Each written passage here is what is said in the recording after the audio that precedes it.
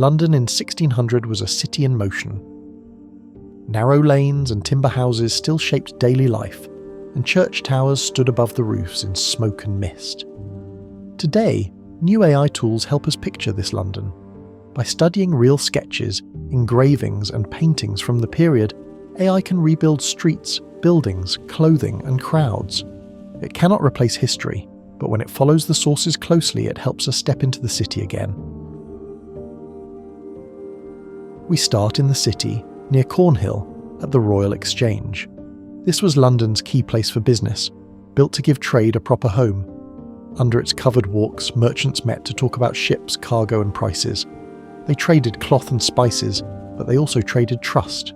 A name, a promise, or a report from the docks could change a deal. Here, London practiced credit and investment in public, and learned to think in long journeys and distant profits. From there, we walked to the Guildhall, the heart of city rule. This was not the King's Court, but civic power built from meetings and records. The Lord Mayor and aldermen gathered here, and the guilds shaped daily life through crafts and trade. They trained apprentices, set standards for goods, and watched over markets. If a trader cheated, or a neighbourhood argued, the city could call people here. Now we follow the pull of the river. London Bridge was the great crossing, and it rarely fell quiet. Carts rolled over its stones with barrels, coal and food. Workers rushed past gentlemen, sailors past servants, and everyone squeezed through the same narrow way. Houses and shops stood on the bridge itself, stacked above the road, leaning out over the water. To stand in the middle was to feel the city's movement. The bridge was a street and a market, and it tied London together. From the bridge we look inland, where old St Paul's Cathedral dominated the skyline. In 1600 it was more than a church. It was a meeting place and a landmark, a space where London talked to itself. People came for worship and famous sermons, but many also came to share news. Outside, St Paul's churchyard held printers and bookstalls selling sermons and pamphlets. In a city hungry for information, St Paul's helped words travel and helped opinion take shape. We keep walking east along the Thames and the mood grows heavier. The Tower of London rose beside the river like a hard reminder of power. Its walls guarded the approach to the city. Its rooms stored weapons. Its cells held prisoners, from political enemies to unlucky souls caught in danger. Most Londoners never entered the tower, but they understood what it meant. It stood for royal authority, for protection, and for punishment.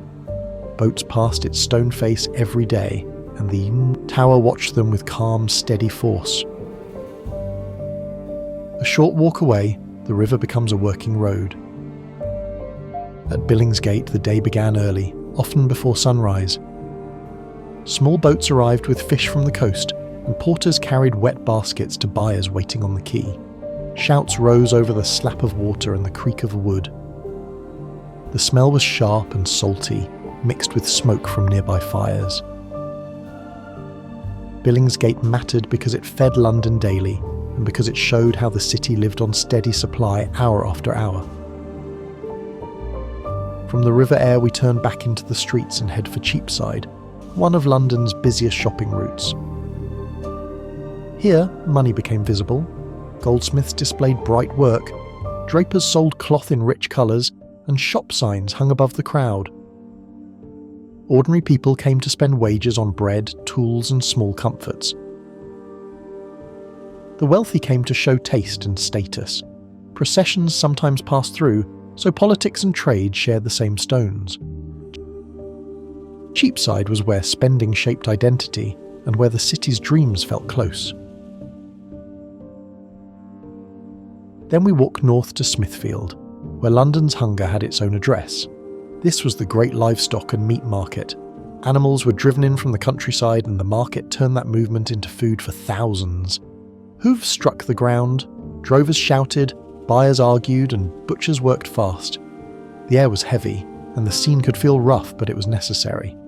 Our route bends west toward Westminster, where another kind of power lived. Westminster Hall was a vast space, and it held major law courts.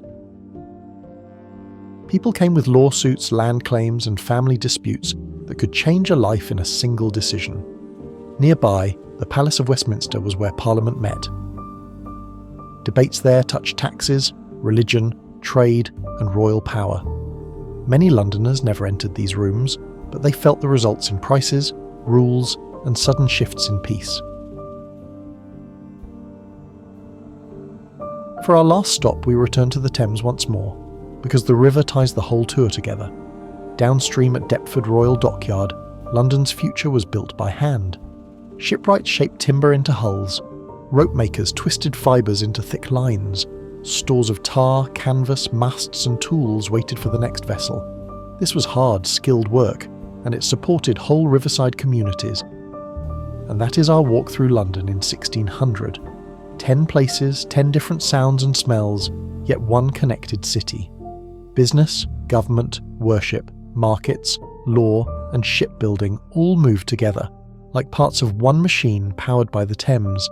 Thanks for watching. If you enjoyed this tour, please like the video so I can keep making more scenes like this.